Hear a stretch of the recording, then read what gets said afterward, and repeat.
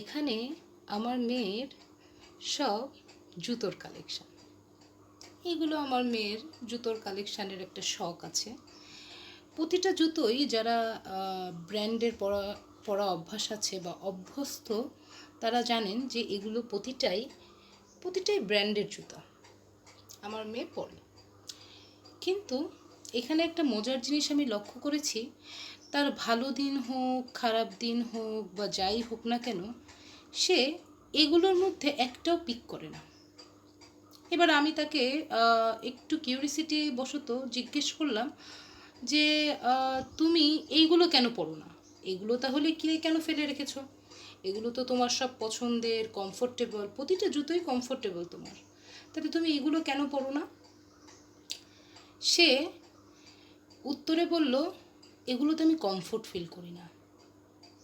তখন আমি যখন আমার মেয়ে কাজে চলে যায় বা বাইরে কোনো একটা ইভেন্টে চলে যায় বা কোথাও হ্যাং আউটে চলে যায়, তখন আমি ভাবি যে আসলে ওর কমফোর্টটা কোথায়।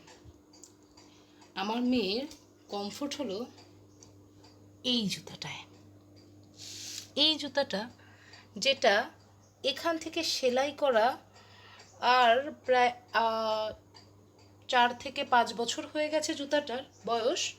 সে এগুলো রেখে সে পরবে এইটা, হোক সেটা শাড়ি, হোক সেটা জিন্স স্যুট, যাই হোক না কেন সে এটা পরবে। এটাই মোরাল অফ দ্য স্টোরি হলো, আমাদের যেখানে কমফোর্ট ফিল করা উচিত, আমাদের অবশ্যই সেইখানে ফিক্সড হয়ে যাওয়া উচিত, নাকি এই প্রাচুর্য, এই দামি দামি জিনিস, এই বিলাসিতা, এগুলো চুজ করা উচিত।